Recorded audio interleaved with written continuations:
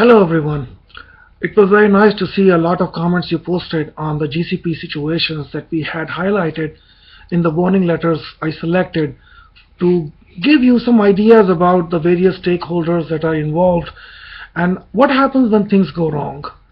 There are five main stakeholders that I used as examples to highlight cases of compliance.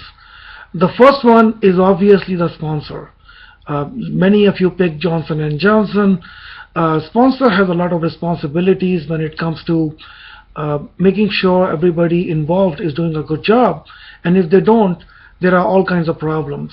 Most common problems are training, documentation, not selecting people properly, or not doing your due diligence. You pick the people right, but you never went back and checked them, and obviously people slip when nobody is watching. The next category was a CRO. CRO is in many ways a delegate of the sponsor, someone who's given the responsibility by the sponsor to run a trial, and CROs also could do the same thing sponsors can do. And as you saw with the ICON case, they did goof up in many ways. The third party is the investigator. These are the people who we trust to do a good job, and if they're not doing a good job, they are going to create all kinds of problems.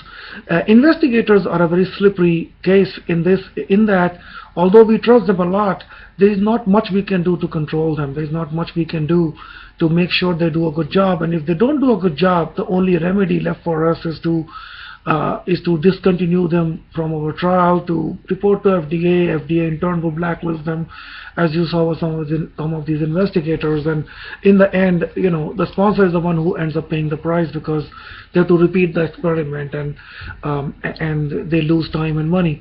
The fifth category is the testing lab, as you saw in Citero's case, where testing labs can also go wrong, and these are the labs that collect your samples and then analyze them.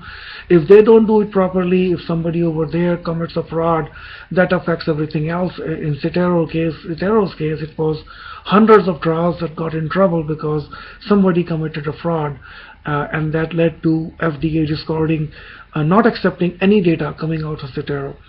And then the last category, which many times do not get as much attention, is the IRBs. IRBs have a huge responsibilities in making sure that everybody involved in a trial is doing a good job. They make sure investigators are good.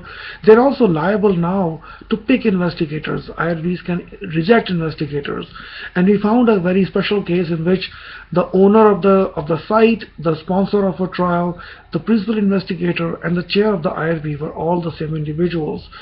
Extremely rare, but also extremely improper. I cannot imagine how this person was assuming everything would be fine if they do all those things. You cannot. And this was a special case because it was a device. It was a medical device, and in medical devices there is not as much supervision by FDA of clinical trials as it is for drugs and biologics.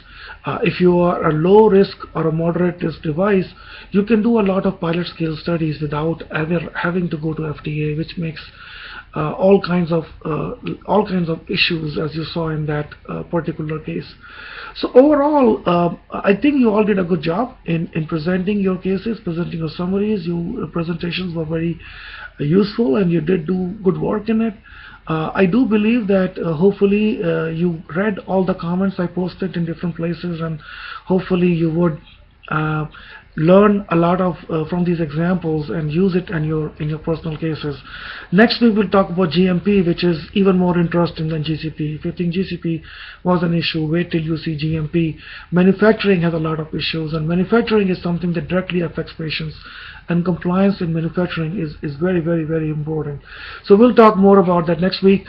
Good job this week, and look forward to seeing your responses in this coming week. Thank you, and have a great day.